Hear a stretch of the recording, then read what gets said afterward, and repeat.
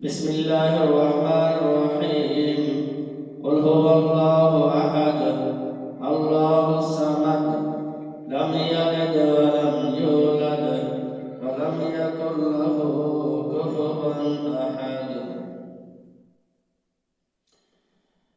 کرے گر غیر بت کی پوجا تو کافر ٹھہرائے بیٹا خدا کا تو کافر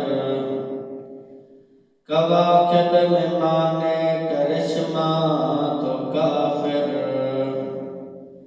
جھکے آگ پر بہرے سجدہ تو کافر۔ حمد و ثنا اللہ وحدہ لا شریک کے لیے خاص اور مختص ہے۔ درود و سلام جناب محمد رسول اللہ صلی اللہ علیہ وآلہ وسلم کے لیے۔ اللہ تعالیٰ نے تمام انبیاء کرام علیہ السلام کو دعوت توحید کا بنیادی نقطہ عطا فرمایا، اور وہ دعوت تھی۔ اللہ تعالیٰ نے جتنے بھی انبیاء بھیجے ہیں سب کی دعوت عقیدہ توحید کی طرف سب سے پہلے تھی۔ جب یہ عقیدہ توحید مان لیا جاتا پھر دائرہ ایمان میں داخل ہوا جاتا تھا، اور یہ سلسلہ چلتا آیا جناب محمد رسول اللہ صلی اللہ علیہ وآلہ وسلم کی ذات تک۔ تو جب آخری پیغمبر آئے، سید الاولین والآخرین آئے، تو انہوں نے بھی سب سے پہلی دعوت یہی دی، قولوا لا الہ الا اللہ۔ یہ دعوت تھی پہلی، لا الہ الا اللہ کی۔ جب تک عقیدہ توحید سمجھ نہیں آتا تب تک انسان کا ایمان بالکل ہی نہیں ہوتا۔ اللہ تعالیٰ کی وحدانیت کو صحیح معنوں میں سمجھنا یہ ہمارا بنیادی جو ہے وہ فریضہ ہے، کیونکہ اللہ تعالیٰ نے فرمایا وَمَا أَرْسَلْنَا مِن قَبْلِكَ مِن رَّسُولٍ إِلَّا نُوحِي إِلَيْهِ أَنَّهُ لَا إِلَٰهَ إِلَّا أَنَا فَاعْبُدُونِ۔ جتنے بھی ہم نے پیغمبر بھیجے ہیں ان تمام کی ذمہ داری یہ تھی کہ لا الہ الا انا فاعبدون، کہ اللہ کے سوا کوئی بھی عبادت کے لائق نہیں ہے اور اسی کی عبادت کرو۔ جتنے بھی اللہ تعالیٰ کی صفات ہیں اس میں کوئی غیر شریک نہیں ہے۔ اللہ تعالیٰ عالم الغیب ہے تو اللہ ہی عالم الغیب ہے۔ جتنے بھی پیغمبر اللہ نے بھیجے ہیں اگر ان کو کی غیب کی خبر دی ہے تو وہ ایک معجزہ ہے، اور معجزے کا فاعل رب ہے، وہ خود انبیاء نہیں ہے۔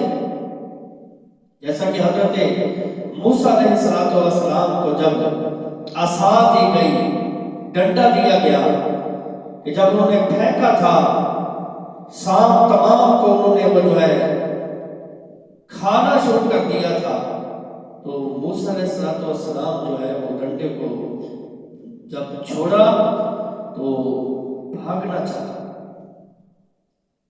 یعنی دل و دماغ سے تھوڑا سا ڈر گئے، بھاگنا چاہا، تو رب نے فرمایا کہ آپ پکڑیے پیغمبر موسیٰ علیہ السلام، سنعیدھا، ان قریب ہم اس کو لوٹا دیں گے، فی سیرتھا، اس کی اپنی اصل صورت میں، یعنی ڈنڈا بنا دیں گے۔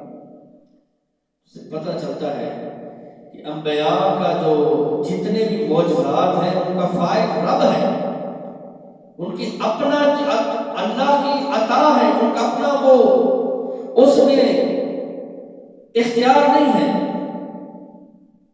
تو اس لیے سب سے بنیادی نقطہ جو ہے وہ رب تعالیٰ کی وحدانیت کو سمجھنا ہے، اور یہ تمام انبیاء علیہ السلام کی ذمہ داری، جیسا کہ اللہ تعالیٰ نے قرآن مجید کے اندر ایک آیت میں 18 پیغمبر کا تذکرہ فرمایا، پھر ان کے بھائیوں کا، ان کے والدین کا، اور فرمایا یہ نام لینے کے بعد 18 انبیاء جلیل القدر کے اور ان کی اولادوں کا تذکرہ اور ان کے بھائیوں کا تذکرہ فرمایا اگر ولو اشرکو، اگر یہ سب پیغمبر اللہ کے ساتھ شرک کرتے، لحبط عنہم ما کانوا یعملون، تو ان سے ہر وہ عمل ضائع ہو جاتا وہ جو کرتے۔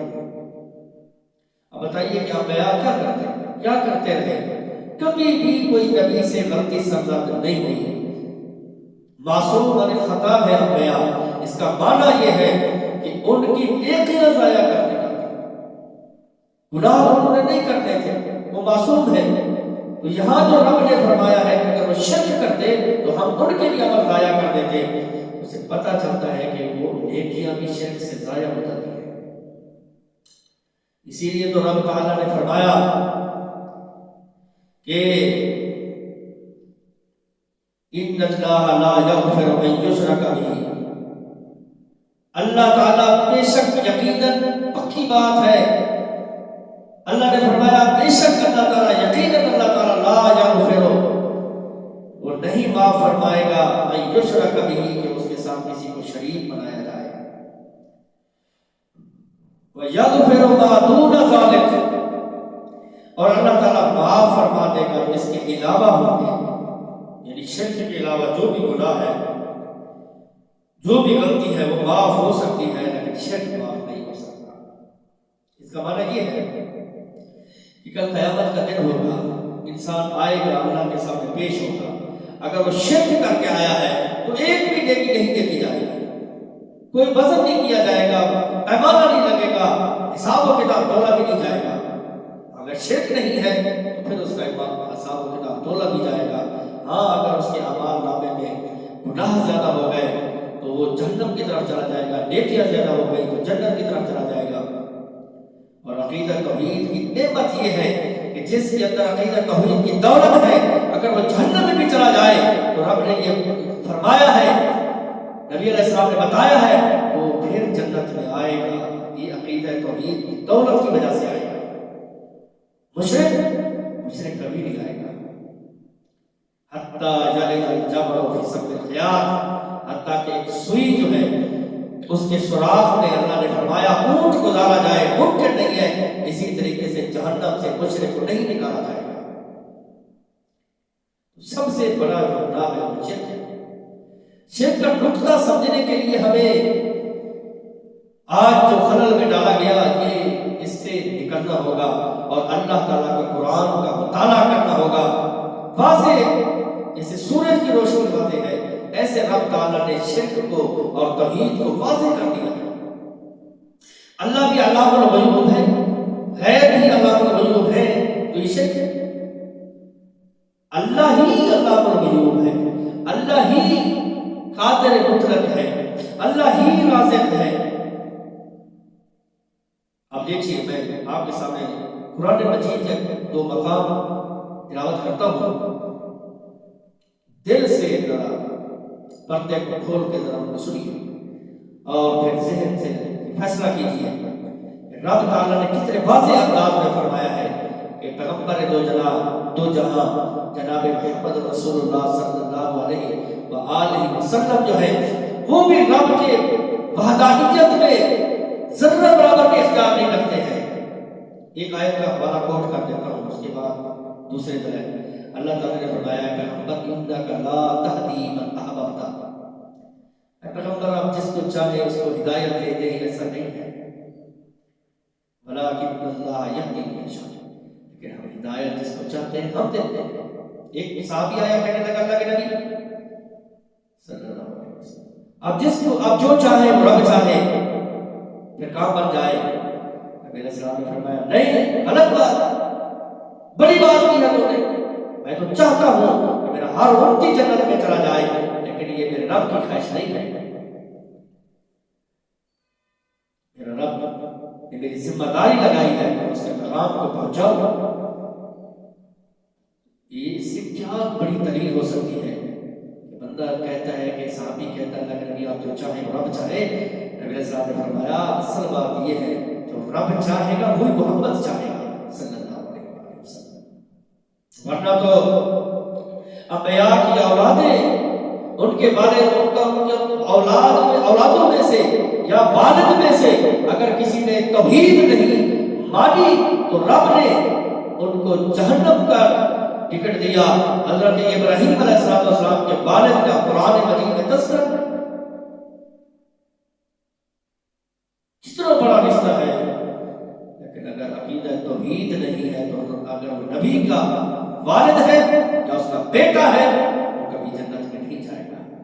اتنا بڑا، اس لیے قل هو اللہ احد اللہ الصمد، اے پیغمبر کو کہو اللہ ایک ہے، ہر حوالے سے ہر صفات میں اللہ الصمد، وہ بے پرواہ ہے، وہ یہ نہیں دیکھتا کہ وہ نبی کا والد ہے، اگر مشرک بن گیا ہے، نبی ان کا بیٹا ہے تو پھر بھی اس کی دعا اس کے حق میں قبول نہیں ہو رہی۔ اب بتائیں کہ دوسروں کی دعائیں ہمیں کہاں جنت میں لے جا سکتی ہیں؟ اگر وہ عقیدہ بنا لیں کہ وہ سنتے ہیں، وہ ہماری پکار کو آگے پہنچاتے ہیں، یہ عقیدہ باطل ہے۔ ڈائریکٹ اللہ سے مانگا جائے گا، یہی دعوت تھی۔ پورا قرآن میں دعائیں پڑھ لیجئے، کسی بھی ایک اللہ تعالیٰ کی بتائی ہوئی دعا میں یا انبیاء کی اللہ تعالیٰ نے جو دعائیں کا تذکرہ کی ہے اپنے کلام پاک میں، ایک بھی دعا ایسی نہیں ہے کہ جس میں رب تعالیٰ نے ڈائریکٹ اپنا نہیں بلکہ کسی نبی کا تذکرہ کیا۔ ربنا اللہم رب اغفر لی، اللہم اغفر لی، ربنا ظلمنا انفسنا، یہ لفظ ہے، کہیں تو تذکرہ نہیں ہے۔ اگر یہ طریقہ رب کو پسند ہوتا کہ نبی ولی کے ذریعے سے اللہ زیادہ بہتر سن لیتا، جیسے کہ ہمارا آج مشرکین کا عقیدہ ہے کہ ہماری نہیں سنتا، ان کی بولتا نہیں ہے۔ حضرات ابراہیم علیہ السلام نے اپنے والد کے لیے جو ہے مغفرت کی دعا مانگی تھی، رب نے موڑ دیا۔ مغفرت کی دعا نہیں کی تھی رب نے، ابراہیم علیہ السلام نے اللہ تعالیٰ سے، اللہ تعالیٰ نے نہیں۔ اس لیے عقیدہ توحید کو سمجھیے۔ اب اللہ تعالیٰ کا دوسرا فرمان، اللہ تعالیٰ نے فرمایا اے پیغمبر ان کو خود کہہ دیجئے، قُلْ لَا أَقُولُ لَكُمْ عِنْدِي خَزَائِنُ اللَّهِ، قُلْ پیغمبر انہیں کہہ دیجئے، لا اقول لکم، میں تمہیں نہیں کہتا، عندی خزائن اللہ، کہ میرے پاس اللہ کے خزانے ہیں، ولا اعلم الغیب، اور میں غیب بھی نہیں جانتا۔ حضرات اگر کسی کو فریاد رسی کے لیے بلائیں گے تو اس کے لیے غیب کی صفت بھی ماننی پڑے گی۔ کسی بھی ولی کو یا نبی کو اگر ہم مشکل کشائی کے لیے بلائیں گے یا دعویٰ رکھیں گے تو اس کے لیے بھی عالم الغیب ہونے کی صفت ماننی پڑے گی۔ اگر وہ عالم الغیب نہیں ہے تو پھر تو ہمارا دعویٰ ہی باطل ہے کہ ہم ان کو پکار بھی نہیں سکتے، جب وہ سنتا نہیں ہے تو کیسے پکاریں گے؟ اس سے پتہ چلتا ہے کہ جب کسی نبی یا ولی کو ہم مدد کے لیے پکارتے ہیں، یہ عقیدہ رکھ کے پکارتے ہیں کہ وہ ہمیں سن رہا ہے اور ہمیں وہ دیکھ رہا ہے اور ہماری بات پہنچا رہا ہے، یہ عقیدہ باطل ہے۔ یہ رب تعالیٰ نے اپنے پیغمبر کو واضح الفاظ میں فرما دیا ہے۔ سنیے، قُلْ لَا أَقُولُ لَكُمْ، قُلْ ہے پیغمبر کہہ دیجئے، لا اقول میں نہیں کہتا، عندی خزائن اللہ، کہ میرے پاس اللہ کے خزانے ہیں، ولا اعلم الغیب، اور میں غیب بھی نہیں جانتا۔ غیب نہیں جانتا، یہ رب کا فیصلہ ہے۔ اب بتاؤ کہ جب رب نے فرما دیا اپنے پیغمبر کو اور پیغمبر نے آگے پہنچا دیا کہ میں غیب نہیں جانتا، تو پھر کوئی ولی اس کا مطابق غیب جان سکتا ہے؟ ہم لوگ کہتے ہیں کہ اللہ کے نبی علیہ السلام کی کوئی کی سچ ثابت ہوئی، وہ معجزے ہیں اور معجزوں کا فاعل اللہ ہے۔ اس لیے میرے بھائیوں یہ بات سمجھیے عقیدہ توحید کے نقطے کو کہ اللہ کے سوا کوئی فریاد رس نہیں ہے۔ اگر ہم رب کو مانتے ہیں، آگے سنیے ذرا پھر اللہ کا دوسرا اللہ تعالیٰ نے دوسرے مقام پہ فرمایا ہے، قُلْ لَا أَمْلِكُ لِنَفْسِي نَفْعًا وَلَا ضَرًّا، قل اے پیغمبر کہہ دیجئے لا املک لنفسی میں اپنے نفس کے لیے مالک نہیں ہوں، میں اپنے نفس کے لیے مالک نہیں ہوں، نفع ولا ضرع نہ نفع کا مالک ہوں نہ نقصان کا مالک ہوں۔ خود نبی ایسا آگے سنیے، آگے رب تعالیٰ نے فرمایا ان کو کہہ دیجئے وَلَوْ كُنْتُ أَعْلَمُ الْغَيْبَ وَلَوْ كُنْتُ أَعْلَمُ الْغَيْبَ لَاسْتَكْثَرْتُ مِنَ الْخَيْرِ وَمَا مَسَّنِيَ السُّوءُ کہ اگر میں غیب جانتا ہوتا تو بہت زیادہ خیر کو پہلے جمع کر لیتا، وما مسنی السوء اور مجھے کوئی بھی کانٹا اور تکلیف نہ پہنچتی۔ اگر مجھے پتا ہوتا کہ کل کیا ہونے والا ہے تو میں اس سے پہلے بچاؤ کا سامان پیدا کر لیتا۔ اللہ تعالیٰ نے جو بتا دیا ہے، جو بات اللہ نے وحی کر دی ہے، ان اتبع الا ما یوحی میں تو اسی کی پیروی کرتا ہوں جو میری طرف وحی کی جا رہی ہے۔ اس لیے کسی شاعر نے بڑی بات کر دی، اس کی بڑی نقشہ کشی کر دی، شاعر نے اس کی ترجمہ نہیں کر ڈالی۔ کہتا ہے کہ کہیں نخل مرقد کی چھاؤں میں سجدہ، کہیں نخل مرقد کی چھاؤں میں سجدہ، کہیں مرنے والے کے پاؤں میں سجدہ۔ یہ تو ظلم ہے، ہم سجدہ تو کریں گے اللہ کے سامنے، ادھر غیر کے سامنے بھی جھک گئے۔ جس کو ہم نے مددگار فریاد رس مان لیا، یقیناً ہم جھک گئے، اس کے سامنے جھکنا بھی پڑے گا۔ ہاں جی جھکنا ہے، کسی کو فریاد رس مشکل کشا مانتے ہیں تو اس کو سامنے جھکنا ہے۔ یہ اللہ اکبر، اشاروں میں سجدہ، اشارہ ہے یہ، اشاروں میں سجدہ، اداؤں میں سجدہ، ادھر ادھر خانقاہوں میں سجدہ، کرے کر غیر بت کی پوجا تو کافر، غیر بت کی پوجا کرے تو کافر بن گیا، کرے کر غیر بت کی پوجا تو کافر، ٹھہرائے بیٹا خدا کا تو کافر، کواکب میں مانے کرشمہ تو کافر، کواکب میں مانے کرشمہ تو کافر، جھکے آگ پر بہرے سجدہ تو کافر، مگر مومنوں پر کشادہ ہے راہیں، پرستش کرے شوق سے جس کی وہ چاہیں، نبی کو جو چاہے خدا کر دکھائے، نبی کو جو چاہے خدا کر دکھائے، نبی کو جو چاہے خدا کر دکھائے۔ اللہ بھی علام الغیوب، نبی ولی بھی علام الغیوب، یقیناً ہم نے رب کو بھی خدا مانا اور نبی ولی کو بھی ان کی صفات میں شامل کر لیا۔ اللہ مشکل کشا، نبی ولی بھی مشکل کشا، حضرات نہیں بلکہ اللہ ہی مشکل کشا ہے، نبی ولی نہیں مشکل کشا، بلکہ ان پر تو اللہ نے آزمائشیں، ان پر آئی آزمائشیں اللہ کی طرف سے، کسی پر کیسی آزمائش آئی، کسی پر کیسی آزمائش آئی، مشکل کشا پر کبھی آزمائش نہیں آتی، جس پر